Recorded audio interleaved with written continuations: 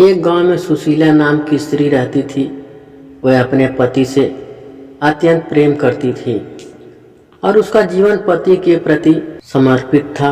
भोर उसके चरण स्पर्श से उसका दिन आरंभ होता और रात उसके चरण दबाते समाप्त होती। पति दर्शन के बिना वह या न तो क्या जल भी ग्रहण नहीं करती थी। वह अपने गांव में ही नहीं संपूर्ण ब्रिज क्षेत्र में पतिव्रता के रूप में जानी जाती थी। जब पतिव्रता स्त्री की बात निकलती तो सुशीला का महिमा मंडल किया जाता। सुशीला को भी यह बात ज्ञात थी और वह उससे अति प्रसन्न थी। एक बार वह अपनी एक सहेली के घर गई। उसकी सहेली के घर में तरह तरह के व्यंजन बने हुए हैं। उन व्यंजनों की खुशबू पूरे घर में फैल रही थी। सुशीला ने अपनी सहेली से पूछा, सखी क्या बात है, आज कोई विशेष योजना है क्या? सहेली बोली, नहीं ऐसी तो कोई बात नहीं। सुशीला ने कहा, तो अवश्य तुमने अपने पति के लिए बनाए होंगे। सहेली बोली, नहीं वो तो परदेश गए हुए हैं, ये सब तो मैंने अपने लिए बनाया है।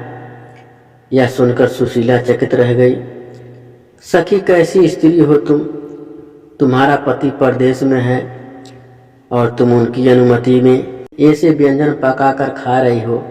पतिव्रता स्त्री को पति के दर्शन किए बिना जल तक ग्रहण नहीं करनी चाहिए। मुझे ही देख लो, मैं जब तक उनका मुख न देख लूं अन्न जल ग्रहण नहीं करती। इस बात पर सहेली तनकर बोली, सुशीला बहन, यदि पति न होने पर मैं व्यंजन खा रही हूँ, इसका अर्थ कदापि ये नहीं है कि मैं उनसे प्रेम नहीं करती।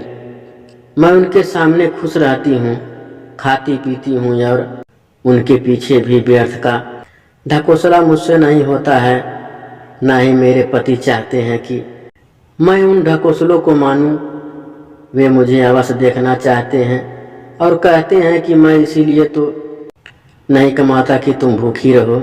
हम एक दूसरे से प्रेम करते हैं और उसे जताने के लिए हमें यह जल त्यागने की आवश्यकता नहीं है।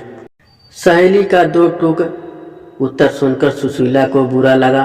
वह प्रतिकार किए बिना न रह सकी और बोली, तुम्हारे अनुसार जो सही हो वो करो, किंतु मैं कहूंगी कि यह पतिव्रता धर्म नहीं है।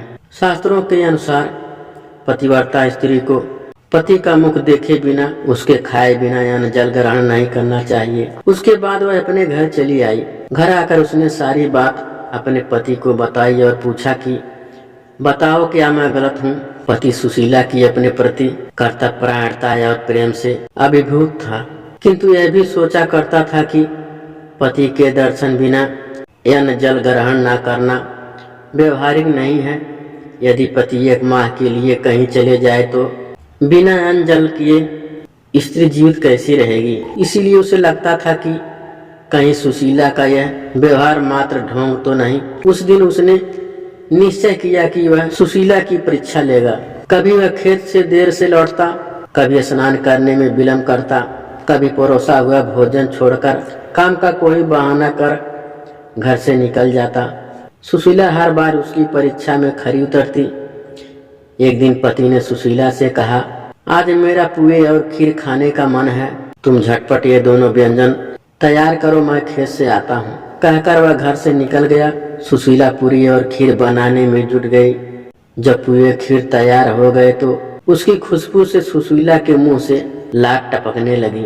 मगर उसका पति घर नहीं था, इसीलिए वह दरवाजे पर बैठकर उसकी प्रतीक्षा करने लगी। आधा दिन बीतने के बाद उसका पति आया तो उसने कहा, आओ झटपट स्नान कर लो, पुए और खीर मैंने कब से तैयार कर रखे हैं। पति सुशीला की परीक्षा लेने को आतुर था। वह बोला, तनिक मैं अपने मित्र के घर से होकर आता हूँ, और फिर घर से चला गया। सुशीला का भूख से बुरा हाल था, मगर वह अपने पति को रोक नहीं सकती थी। वह फिर उसकी परीक्षा में बैठ गई। उसका पति शाम को वापस आया तो सुशीला बोली, अब झटपट नहा लो, सुबह से पुए और खीर बनाकर रखी है, कब खाओगे? पति कुछ देर थका होने का बहाना कर आनाकानी करता रहा, किंतु सुशीला के बार बार जोर डालने पर वह लोटा, बाल्टी और रस्सी लेकर कुएं पर स्नान करने गया। सुशीला प्रसन्न थी कि अब उसे पुए और खीर खाने को मिलेगी।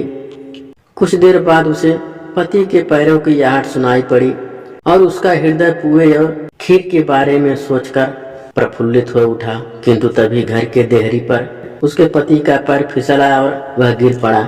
सुशीला दौड़कर उसके पास आई और उसे उठाने का प्रयास करने लगी। उसका पति चारों खाने चित था, उसकी आंखें फैल चुकी थी। कुछ ही देर में सुशीला को समझ आ गया कि उसका पति नहीं रहा।